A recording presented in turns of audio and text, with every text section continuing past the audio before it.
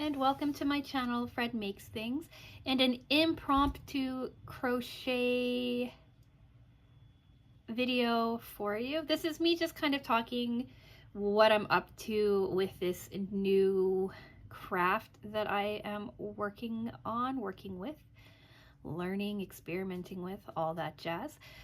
If you were hoping for an unboxing video, so was I. I am waiting on this month's Meow box and this month's Hooks and Needles crochet box to arrive, and neither one of them arrived in time for today, so I decided I was going to kind of update you on the various crochet projects that I've been working on, and also give you a bit of a review on things as I'm learning about them. So this video is going to be broken up into a few different parts. Part one, we're going to talk cotton yarn, I think. Part two, we're going to talk dishcloth things. Part three, we're going to talk what's going on with this pile here.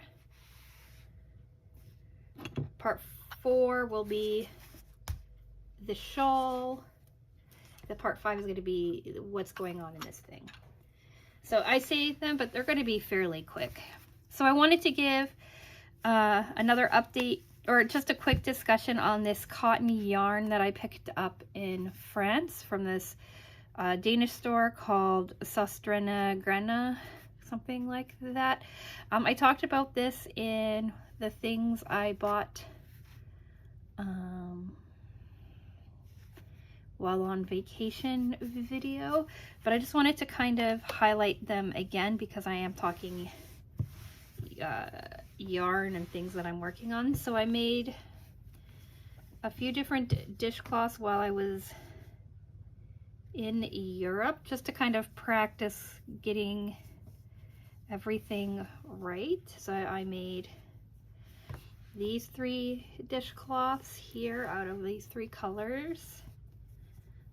And I made these three dishcloths out of the same colors just to kind of compare texture and consistency and all of that. And I mentioned that because I got really used to working with cotton yarn, right? It's this stuff here. I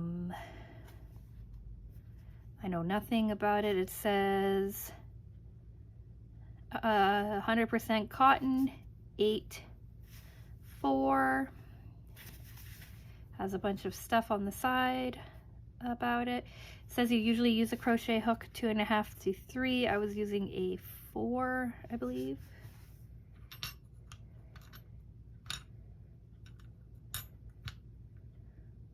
Yeah, I was using a 4. They worked up nicely. They feel really nice. They look really nice. I do need to weave in the ends, but I really like this cotton, which made me think about this cotton that I bought at the Dollar Tree when I was first, oh, why is that like that? When I was first picking out yarn and stuff like that. Like, I was trying to find yarn to help me work through the first crochet project I ever did, this like little succulent. Here's a photo of it. And I was having a really hard time with the Dollar Tree yarn that came in the craft kit that I bought at Dollar Tree. So I picked up this cotton yarn because I liked it, and it looked like a succulent kind of color. And so I wanted to compare this yarn here to the feeling of this cotton yarn here, because they're both cotton yarns and price points really are quite similar. This was like not even €3, right? And this was $1.25. So I wanted to compare. So let's do part two, talking about these dishcloths. So I made this dishcloth first. It took me a lot of tries to get it going. I was using this sugar and cream scrub off yarn. I picked it up because it was on sale at Joann Fabrics a couple of weeks ago, and they had like an included pattern, so I wanted to try out that included pattern, and this is what I came up with. It's not square, It's not even close to being square. I don't know what exactly happened with it, but there you go. This was like the 4th or 5th time I tried making it, and then I just gave up. I did do a bubble here too, but it collapsed and I didn't catch it until I was like all the way up here, and by then I was so far into it that I didn't want to go back and fix it. Actually, it goes this way. So I saw this, but I was already like up in here or here, and I didn't want to go back and fix it. So, and it's already like pretty wonky and stuff like that. So I wanted to, because I had such a hard time making this, I wanted to try out like just a cotton yarn to see if it's me or the pattern or the material or what. So I made this green one because, again, I wanted to compare it to these, and I wanted to see how it did with this. And so I made this, and it was coming up really square, and it is actually square. I don't know why this jogs like this. It didn't when I put it together, but it seems like when I did this finishing stitch around the outside, I think I messed up somewhere and I'm causing it to jut up. But I think it came out looking pretty nice. It's a little shorter than it should be, but that's just because I got tired of making it. And I didn't want to do another row of these bumps. What do they call it? Bobbles? Yeah. I don't want to make another row of bobbles, but I think it's looking better. It's coming together better. It feels better. And I've decided I don't like this yarn. I have some of it left over, and I'm going to make simple dishcloths or simple ground scrubbers or something like that with the leftover, but I don't think I'm ever going to buy it again. But this cotton worked up really nicely. It feels really nice. It looks really nice. After I wash it and stuff, I'll know how much it shrinks or whatever. But this stuff is softer.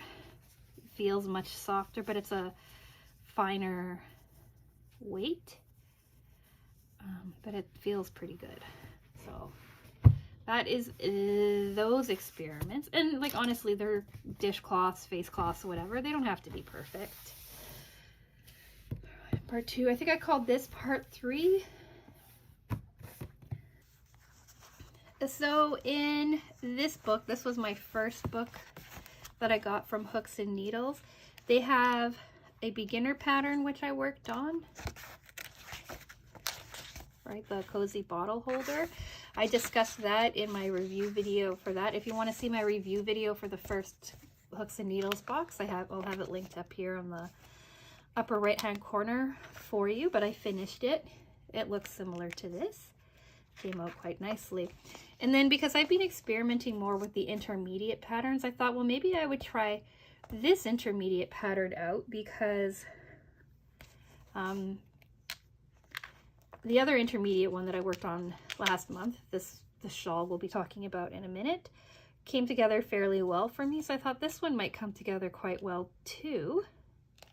So I decided to try it out making these granny squares. I wasn't sure if I was going to actually make the crossbody bag with it or not that they pictured, but I did want to make the square to see how they worked out for me.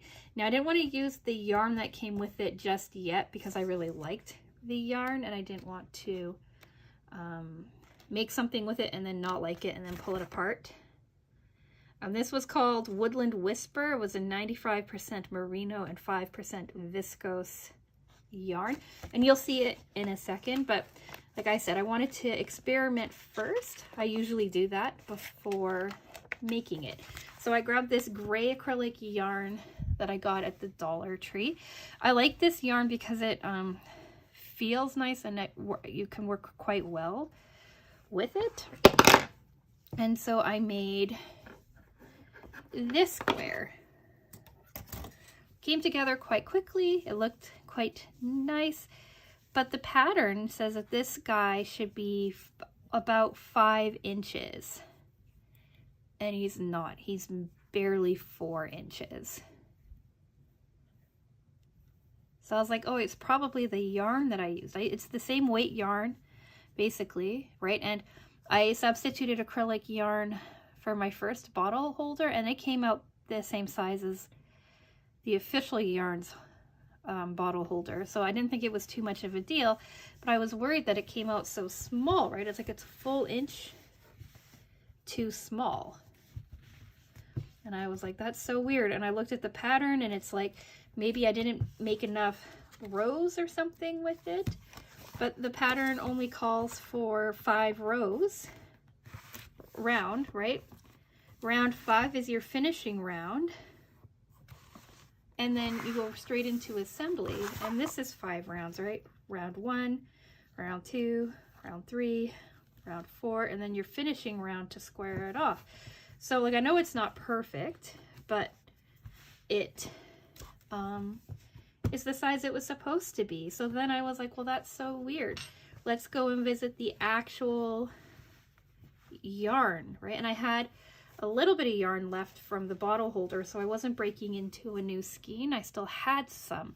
So I was like, well, let's make it in the proper yarn and see if I can make it bigger. But as you can see, it is only slightly bigger. If you could even argue that it is bigger, it's about the same size, right? And again, you've got your 1 round, 2, 3, 4, and 5. And I'm like, it's just so weird that it's not coming together like the way it's supposed to, because it's supposed to end approximately 5 by 5 inches. And like, that would make a very small crossbody bag, right? Like, they want it to be like this. Like, that's quite small. So I'm like, I don't know. And then I remembered that the last month's yarn, the replacement stuff that I made,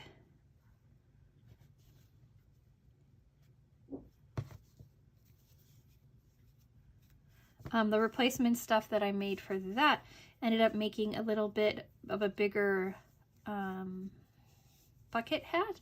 So I grabbed it to see if I could maybe make it work, right? And then this green, again, is slightly larger, but it's still only sitting just bigger than 4 by 4 inches. So I don't know what I'm doing wrong. Like, even if you look at the photo and you look at these, right? I don't understand what is happening and why it's looking so much different. And I'm like, maybe I'm pulling it all too tight, but I don't understand. Like, I don't understand how 3 rows of puff stitches with 1 row of like column stitches with a finishing roll could equal 5 inches, especially when this is supposed to be the weight of yarn that you're using. I don't understand. I have enough of this cotton that I'm going to make one in this cotton. I'm going to make one in this cotton, and then I'm just going to kind of see how they all come together as I'm working on them. But to me, this specific thing doesn't make any sense to me. So if you are a crocheter and you have a better idea of what is going on, do let me know. Let me know what is happening, and maybe I can try to make it make more sense. If you're curious, like I said, this is acrylic yarn from the Dollar Tree. This was the merino wool that came in this specific Hooks and Needles box. It was the first box,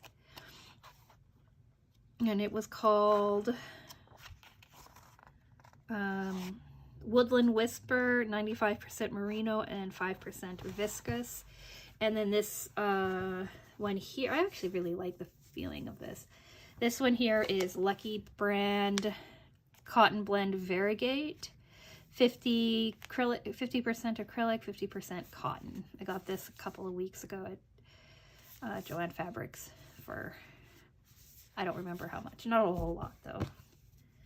And then let's talk part 4, this dude. So This is the shawl from last month's box. I said I would give you an update on where I'm at with it. When we left off, I was just getting into making this section here. I finished at the repeat, which was, because I remember talking about that. Somewhere in here is the repeat. I don't quite remember. Oh, I guess I could look at the pattern. It's right here.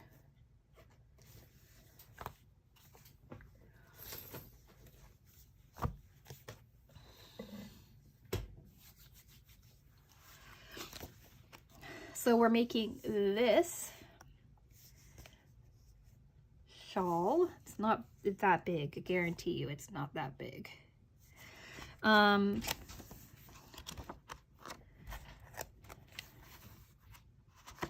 But the repeat starts on row 24.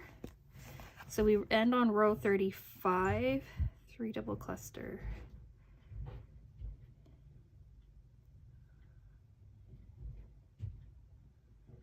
Okay, so we ended right along in here, I believe.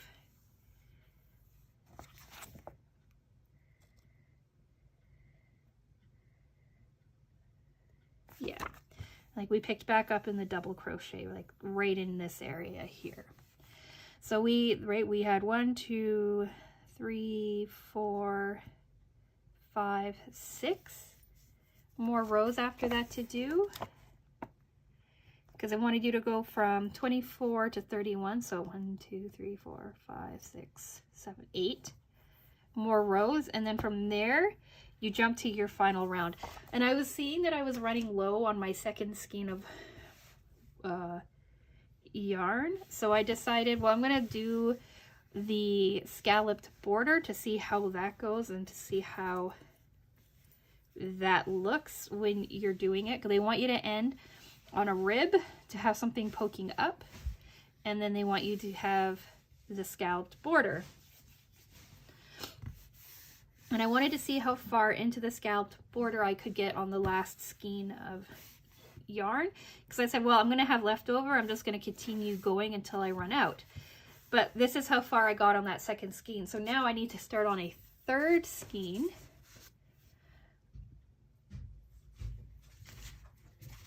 To finish this out, and this is where I'm not sure what I want to do.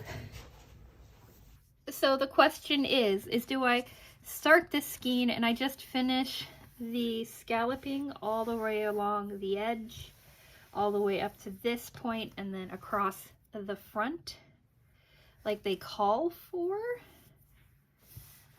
It's been sitting bundled up, so it's all sitting a little bit tight, but it'll all flatten out. And finish it off like that and just leave it at this size, and then use some other yarn and stuff that I picked up.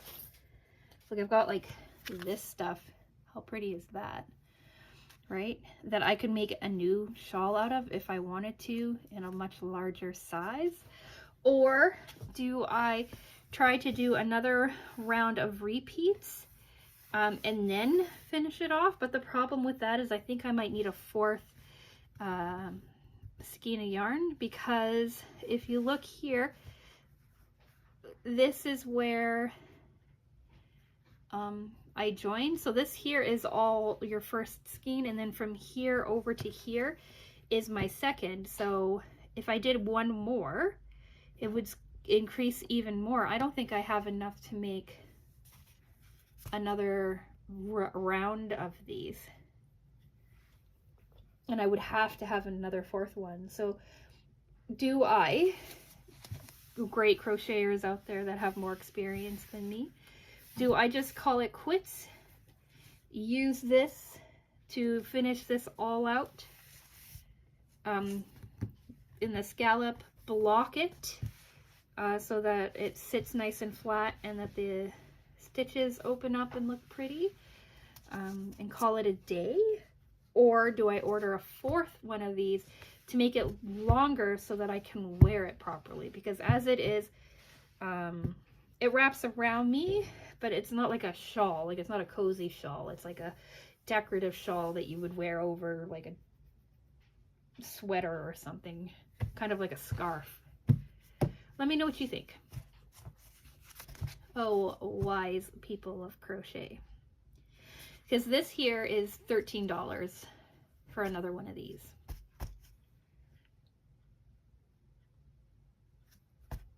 So yeah, that is the projects that I'm working on.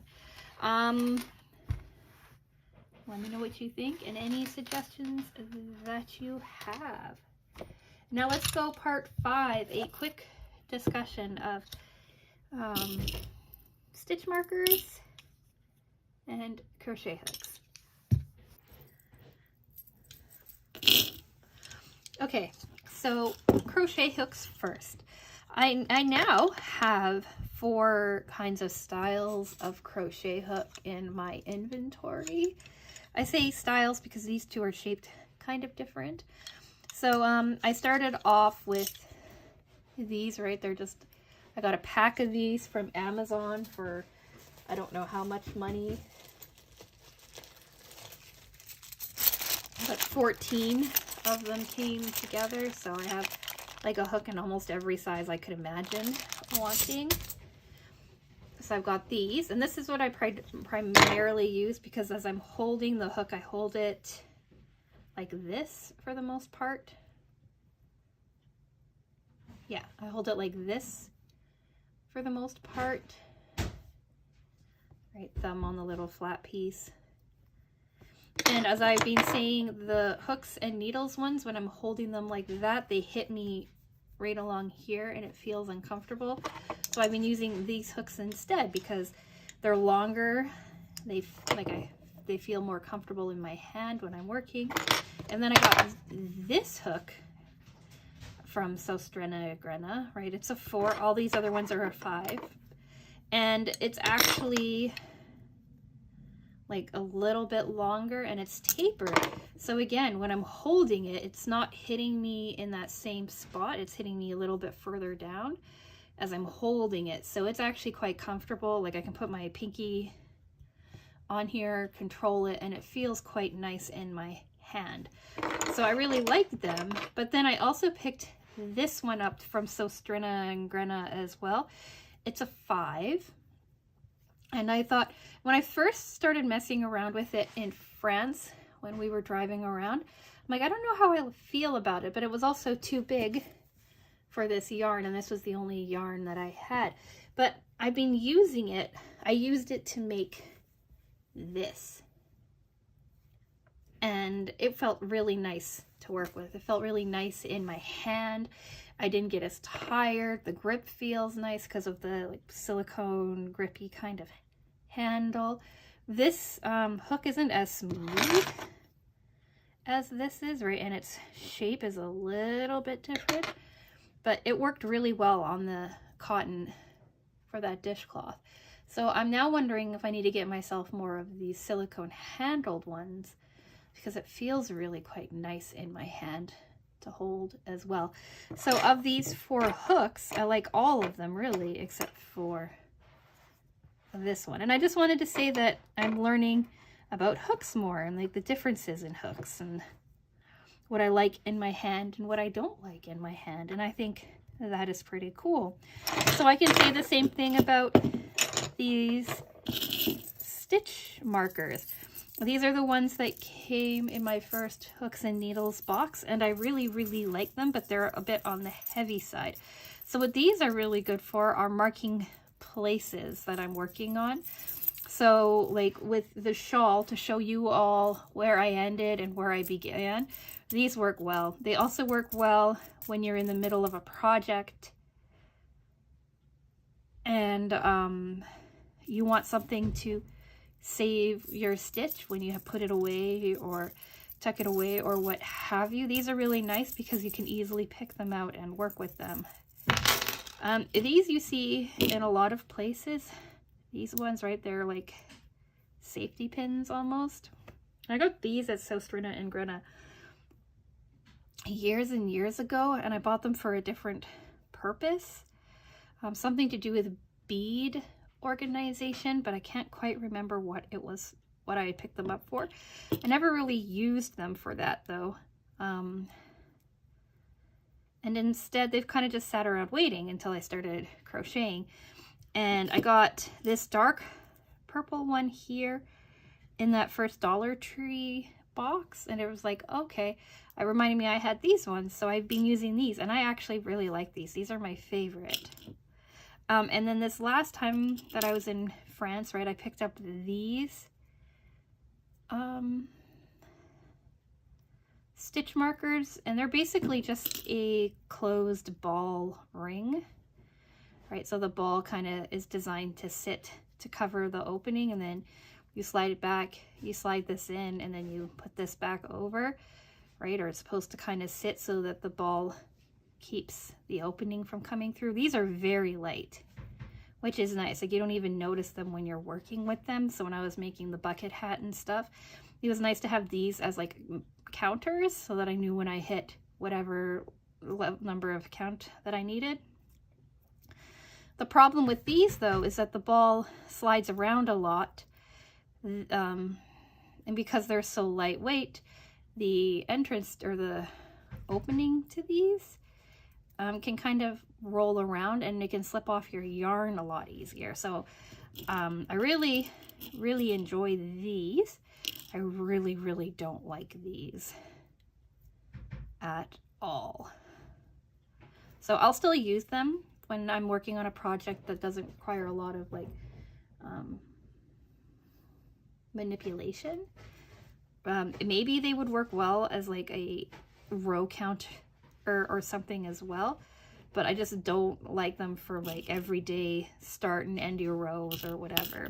So that's what I'm learning about stitch markers as well. And that's this video, longer than I thought it was going to be, but that doesn't surprise me. Oh, I also like my bowl. I made this out of resin last year when I was going on a resin journey, and I loved how it turned out, but I didn't really have a use for it. But now it holds these, and it holds these really well. And when I'm working on with balls or small skeins as they fall apart, they also sit in here nicely and kind of work as a yarn bowl. So this is fun. Like, it holds this size hook really well. Not so much these other ones, but this type of hook really well. Big fan.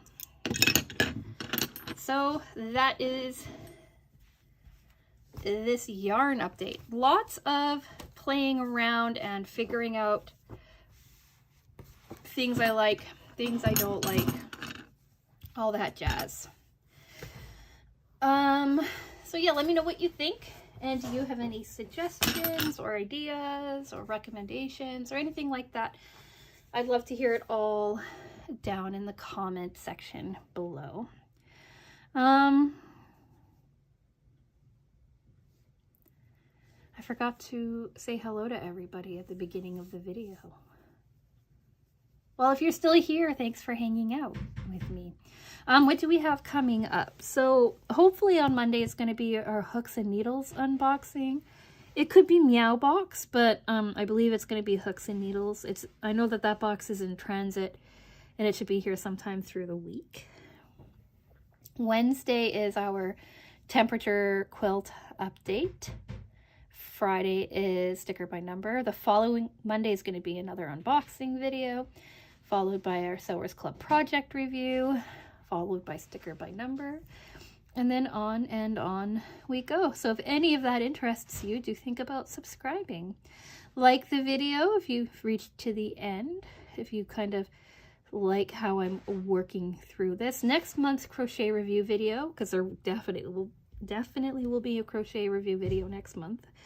I plan on actually showing you some completed projects, not just a bunch of swatching and playing with textures. So stay tuned for that. And I am going to go. So with all of my chatting being done, with all of that being said, Thank you so much for watching, and I will talk with you again soon. Bye!